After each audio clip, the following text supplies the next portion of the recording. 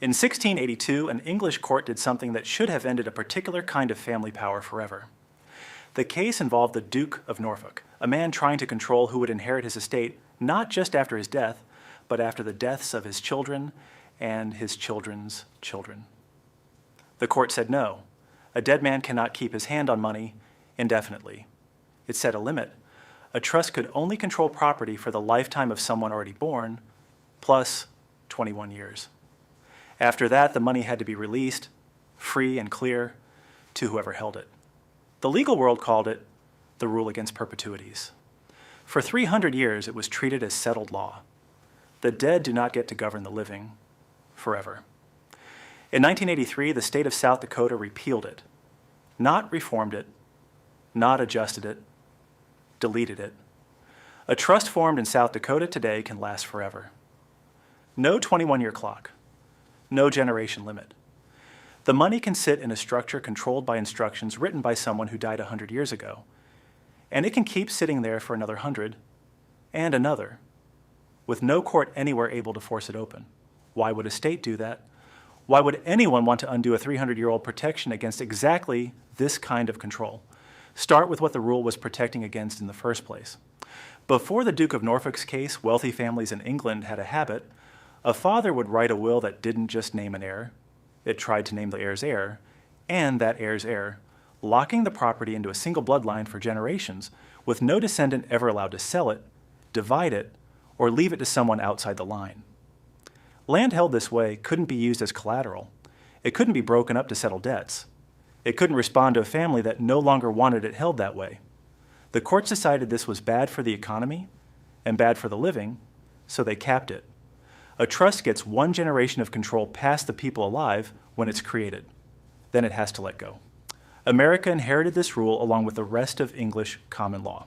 For most of the 19th century, it worked the way it was designed to.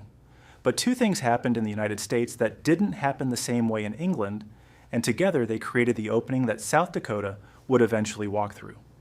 The first was a Supreme Court case in 1875, Nichols versus Eaton. A father had left money in trust for his daughter with a specific instruction. She could draw the income, but she could never touch the principal, and neither could her creditors. She had run up debts. Her creditors sued, arguing they should be able to seize the trust to collect what they were owed.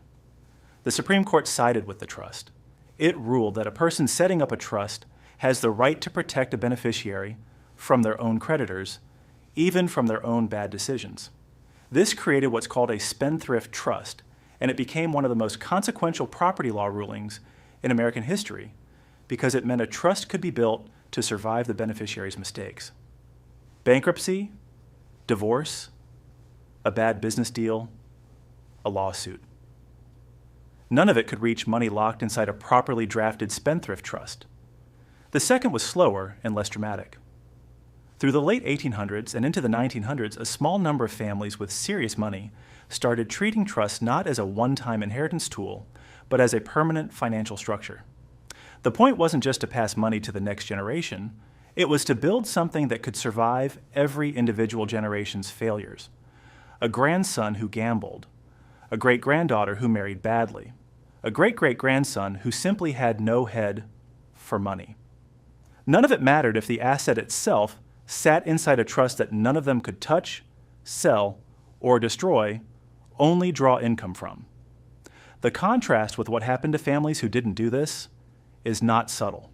The Vanderbilts are the textbook case.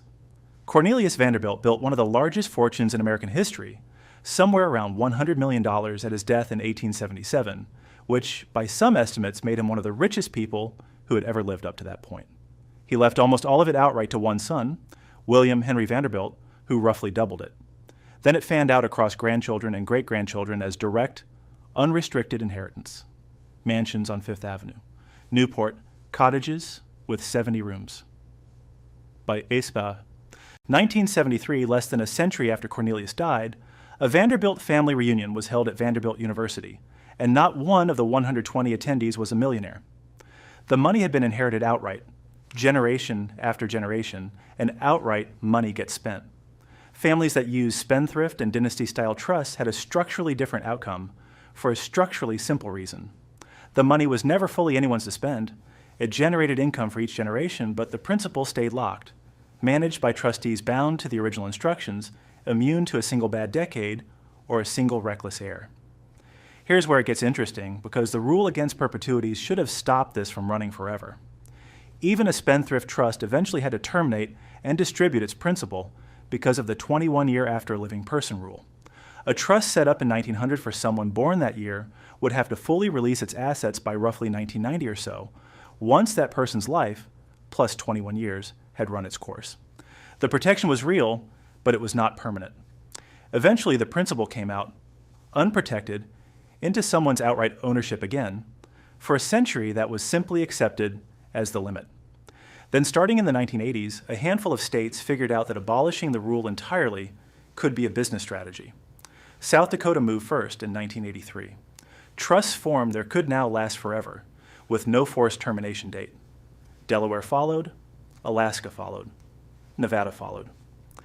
By the 2000s and 2010s, a genuine competition had developed among a small group of states to attract trust business by offering the most permissive trust laws in the country. No perpetuities limit, strong asset protection, and in several cases, no state income tax on the trust's accumulated earnings. This wasn't hidden. It was openly marketed by trust companies and state legislatures to estate planning attorneys nationwide.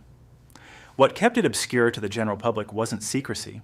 It was that almost nobody outside of high net worth estate planning ever had a reason to learn the term dynasty trust.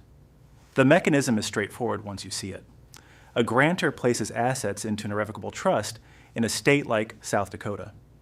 The trust is drafted to last indefinitely, with instructions on how income and limited principal distributions flow to descendants generation after generation, but with the bulk of the principal never fully vesting in any single heir's outright ownership.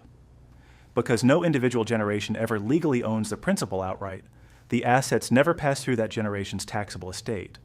Estate tax, normally triggered at death, simply doesn't apply because there's no transfer of ownership happening at each death. The grandchildren, great-grandchildren, and great-great-grandchildren can all draw benefit from the same pool of capital without the IRS getting a bite of it at every single handoff. Congress noticed this gap and tried to close it in 1986, creating the generation-skipping transfer tax specifically to catch wealth that jumps over a generation to avoid estate tax. It worked, partially. But it built in an exemption, an amount each person could move into this kind of structure without triggering the tax. And that exemption has not shrunk over time. It has grown, repeatedly, through multiple administrations and multiple tax bills. As of 2026, following the One Big Beautiful Bill Act, signed in mid-2025, the federal estate, gift, and generation skipping transfer tax exemption sits at $15 million per individual, $30 million for a married couple, and it's now indexed to rise with inflation every year going forward with no scheduled expiration. A couple can fund a dynasty trust with $30 million today, place it in a jurisdiction with no perpetuities limit, and that money can compound for their children, grandchildren, and great-grandchildren without facing estate tax again at any single one of those transfers for as long as the trust exists, which, under South Dakota law, is forever. None of this required a hidden document or a private society. It's in the South Dakota codified law. Specifically, the provisions repealing the common law rule against perpetuities for trusts. It's in IRS Revenue Procedure 2025-32, which confirmed the new exemption figures. It's in the Pandora Papers reporting from 2021, when a leak of financial documents showed in granular detail how American dynasty trusts, particularly in South Dakota, had become a destination not just for domestic wealth, but for fortunes moved in from South America, Europe, and Asia, specifically because of the perpetual structure and the privacy protections built into state law. Bloomberg ran a multi-part investigation on it the same year. None of it was secret. It just never had a reason to reach a general audience because a person with a standard 401k and a savings account was never going to need a dynasty trust lawyer. And the lawyers who do this work billed by the hour to clients who already have 8 figures, not by advertising to people who don't. What separates a family that holds wealth across 5 generations from one that doesn't is rarely a single brilliant investment. It's structural. It's the decision, made once, to put the asset somewhere that survives every individual generation's mistakes instead of handing it over outright and hoping each heir handles it better than the last. The Vanderbilts handed it over outright. Within 3 generations, the money was effectively gone. The families who built dynasty trusts in the 1980s and 1990s, when South Dakota and Delaware first opened this door, are now 2 and 3 generations into structures that have no expiration date written into them at all. If you want to see it for yourself, the South Dakota codified laws are public. Title 55, Governing Trusts. The repeal of the perpetuities rule is right there, in statute, not in a vault.